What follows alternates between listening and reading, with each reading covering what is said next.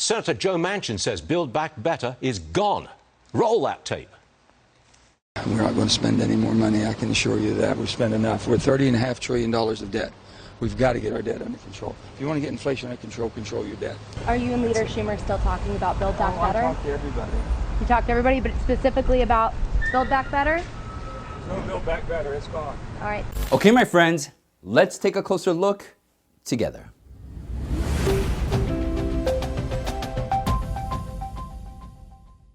Welcome to Veracity. I'm your host, Michael Lewis. We are $30.5 trillion in debt and climbing. And we have to be serious about this. But inflation is wreaking havoc on everybody's lives. There is no such thing as Build Back Better again. While speaking to the West Virginia radio host, Senator Joe Manchin finally expressed his frustrations towards Biden's weak decision-making power by making this statement. Manchin said that he is not against the policy proposals regarding climate change and energy. However, what frustrates him the most is that the majority of the Democrats are pushing toward climate objectives without worrying about how badly this transition is affecting the citizens. As the Consumer Price Index showed that inflation rose by 9.1% every year, Manchin has now declared that he will not support any spending packages in the future that contributes more towards record-breaking inflation. By calling Biden's Build Back Better plan a program of complete social realignment, Manchin said, first of all, the Build Back Better way back when was a complete social realignment. Everything in the world you could throw at it. I was very clear when the president and I talked. I said, Mr. President, this piece of legislation is going to change our country from when John Kennedy said, ask not what your country can do for you, what you can do for your country. That piece of legislation will change us to how much more can my country do for me. Now, if you remember the video that we uploaded last week, we talked about how Biden's COVID $2 trillion American Rescue Plan was heavily misused for their own objectives, which eventually resulted in causing the skyrocketing inflation that we are witnessing today. $33 to create campus safe spaces for students, $43,400 to improve museum tours using an anti-racist lens, $50,000 to offer equity, diversity, inclusion focused STEM programming, pre-K through 12 students. Brian, there is so much money slushing around in that $2 trillion bill. Only 10% of it went to COVID. We're going to see more and more of this over time. It's part of the inflation bomb. Now we're seeing how it's blowing up around the country. This means that Manchin is completely right on his stand of not approving any deceitful packages from Biden that would add to the national debt and inflation. However, despite knowing how the Build Back Better plan could make citizens suffer more, House Budget Committee Chair John Yarmuth said, we are all going to die. We have got one person who's trying to dictate policy for the entire country, and that's a shame. Unfortunately, we have one Democrat who thinks he knows better than every other Democrat. And frankly, I think in 2021, our central bank lost its way. It was talking about the environment, it was talking about social justice in a range of things. It was confidently dismissing concerns about inflation as transitory, and it made mistakes in the core functioning of a central bank, including leaning into highly expansive fiscal policies rather than accommodating them as our central bank did.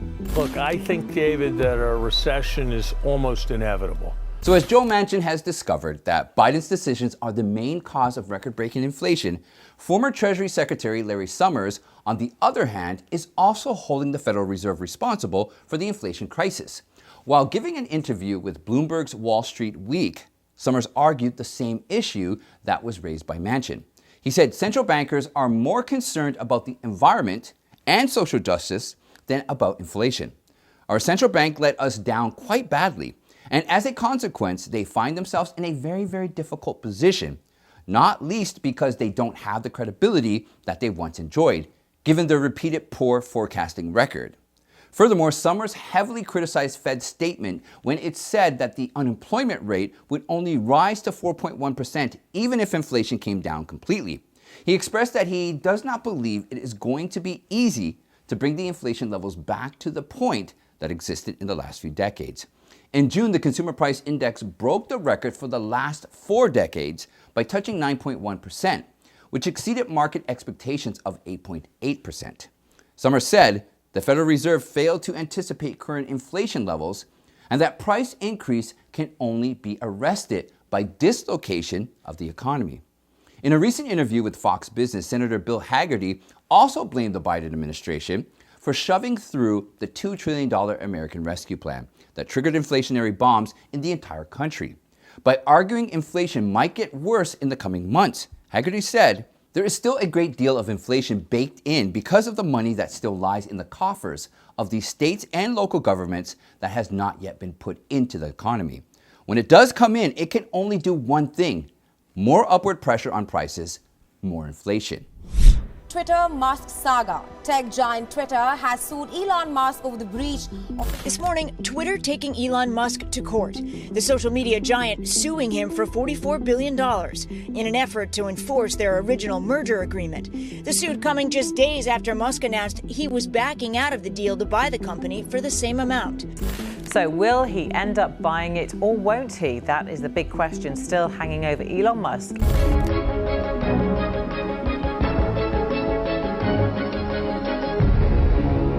After Twitter sued Elon Musk to comply with his offer to buy the platform for $44 billion, Musk's legal team has now filed a counter lawsuit to prove how Twitter deceitfully violated significant parts of the agreement that forced Musk to cancel his deal.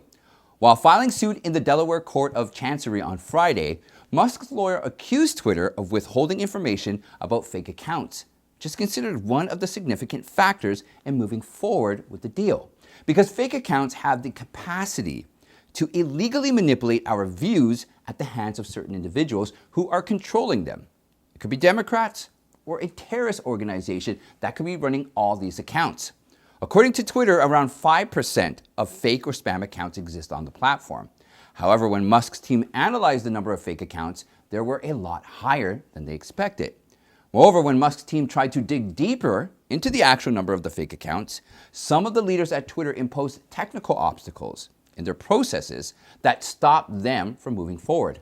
In the counter lawsuit, Musk's legal team also argued that when Musk asked Twitter staff to provide the actual number of fake accounts existing on their platform, they not only caused unnecessary delay, but also provided ambiguous responses that did not make any sense.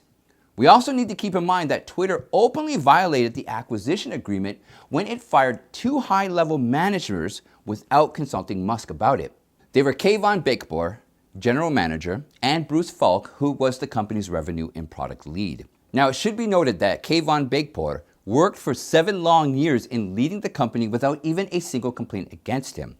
Then what forced Parag Agrawal to fire Bekbor suddenly after the Musk deal? This does hint towards the more suspicious nature of this platform that they didn't want Musk to know. After being fired, Bekbor also said, "The truth is that this isn't how and when I imagined leaving Twitter. And this wasn't my decision. Parag asked me to leave after letting me know that he wants to take the team in a different direction." As Musk's legal team has 20 days to file their counterclaim to Twitter's lawsuit, filing the counter lawsuit could help Musk buy more time to prove the actual number of fake accounts existing on the platform.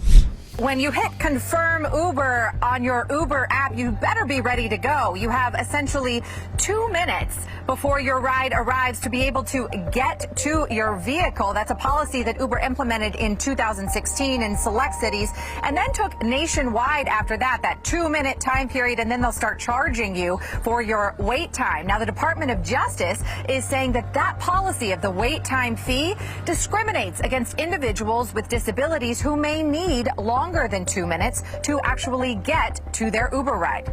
If Uber ever charged you fees just because it took you longer to get inside the car because of your disability, then never hesitate to complain about this to Uber. Because according to a lawsuit filed by the Department of Justice, Uber was actually violating the Americans with Disabilities Act, ADA, which clearly prohibits discrimination by private transportation companies. And for the inhumane crime, Uber is now ordered to pay more than $1.7 million to the more than 1,000 customers with a disability who complained to Uber about this discriminatory wait time fees. Furthermore, Uber is also penalized for paying more than double the amount of fees they charge from around 65,000 customers who are treated the same way. According to the DOJ, some passengers needed more than 2 minutes to get into an Uber car due to their disability. However, DOJ was astonished to discover that Uber knew about this discriminatory practice, but continued to charge fees to disabled customers since 2016. It should also be worth mentioning how Uber, at the beginning of its career, used politicians to kill the entire taxi industry in Europe. According to recent Uber files that are leaked on the internet, France's President Emmanuel Macron allowed unlicensed Uber drivers to provide ride-sharing services at cheap prices. And as Macron wanted to provide more jobs to spread his name, this illegal strategy destroyed innocent taxi industry workers on one hand and helped Macron grab his seat on the other. Moving back to the DOJ lawsuit, Uber is now bound to waive wait time fees for all customers with a disability if they certify that they need more time to get into an Uber car. Moreover, persons with disabilities can also ask for a refund if Uber makes a mistake and charges fees for waiting periods. Assistant Attorney General Kristen Clark for the Justice Department's Civil Rights Division said, "This agreement sends a strong message that Uber and other ride-sharing companies will be held accountable if their services discriminate against people with disabilities." The governor of Texas is taking his immigration fight to Washington by sending busloads of asylum seekers to the nation's capital. On a charter bus sent by Texas Governor Greg Abbott. It's part of the governor's strategy to protest the Biden administration's rescinding of a Trump-era pandemic border policy. Governor Abbott says another bus is en route. After being flooded with illegal migrants because of unqualified decisions of the Biden administration, the Texas governor, with an objective to give a befitting lesson to the administration, started transporting those migrants by bus into Washington, D.C. Till now, Texas Governor Greg Abbott has already transported 4,800 illegal migrants to the Capitol through 125 buses.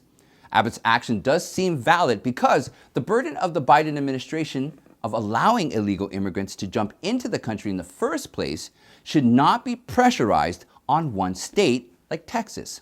However, when the transported illegal migrants with no home increased the level of homelessness in D.C., the Biden administration is now regretting its decision. Here's what D.C. Mayor Muriel Bowser had to say about the rising homelessness issue in the Capitol. The Washington Post reported last week that homeless shelters in D.C. were filling up, and groups are getting overwhelmed by these buses that the governors of Texas and Arizona are sending here full of migrants. How significant is this influx? How many people? Well, this is a very significant issue. We have for sure called on the federal government to work across state lines to prevent people from really being tricked into getting on buses. We think they're largely asylum seekers who are going to final destinations that are not Washington, D.C. I worked with the White House to make sure that FEMA provided a grant to a local organization that is providing services to folks. But I fear that they're being tricked into nationwide bus trips when their final destinations are places all over the United States of America. Greg Abbott said that if you take the 4,800 illegal migrants that have been already relocated to Washington and add a zero to it, making it 48,000, I think that Washington, D.C. is going to soon find out they are going to be dealing with the same consequences we are dealing with. I'd like to thank you all for spending time with me. Now, don't forget, I want you to check out this short documentary we did on transhumanism, because it's very important that you find out which direction the technocrats and the powers that be are trying to push human civilization. Also, join me tomorrow at the same time as tonight, and we'll discuss more truths happening in America. Have a good evening. I'll see you next time.